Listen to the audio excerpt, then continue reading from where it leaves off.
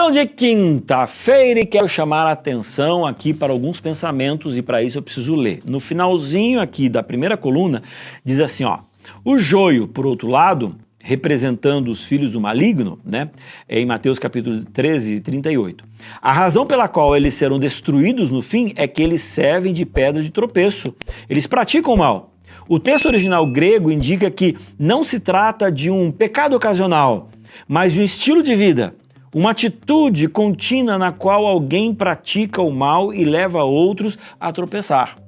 Leia esse texto de novo, compreenda, tá? E agora vem um pouquinho mais para frente, no iniciozinho da segunda coluna, que diz assim, ó: como Senhor do Universo, Cristo proporciona misericórdia e graça abundante para todos, o suficiente para garantir a salvação de qualquer pessoa que responda o seu convite.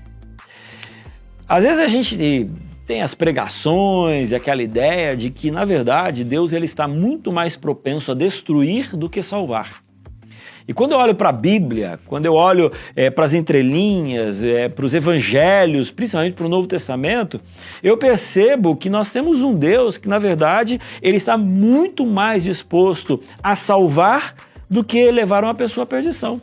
Por isso, assim, eu não quero defender essa tese, mas sabe, a gente não vai ser julgado pelo deslize, a gente não vai ser julgado por aquele pecado que eventualmente cometemos. Por quê? Porque nós somos pecadores, nós temos a natureza do pecado. Então isso, até que venha a perfeição, isso vai acontecer na nossa vida, de vez em quando a gente vai cair.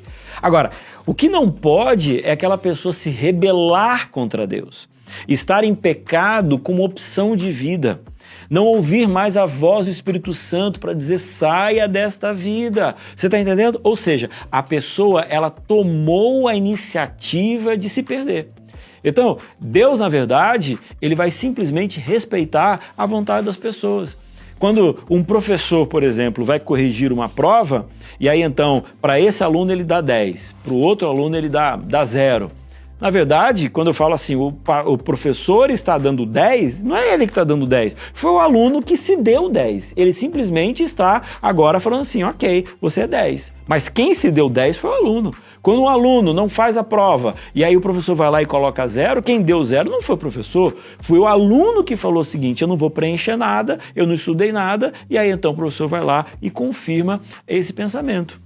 Então, Deus é aquele que ele quer nos salvar. E eu fico pensando que tem muita gente que não vai nem entender por que foi salvo. E ao chegar no céu, né, biblicamente você sabe, né, que nós vamos sair daqui da terra, nós vamos para o céu e vamos ficar lá na casa do próprio Deus durante 1000 anos. E aí a Bíblia coloca de forma clara de que nesses 1000 anos nós vamos ficar analisando a justiça de Deus. Eu acho que esse é um aspecto, mas acho que tem um outro aspecto também.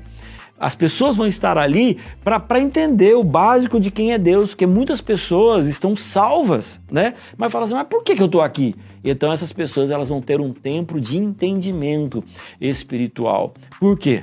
Porque eu tenho certeza de que Deus ele está muito mais propenso a nos oferecer a salvação do que ele querer com que a gente não seja salvo.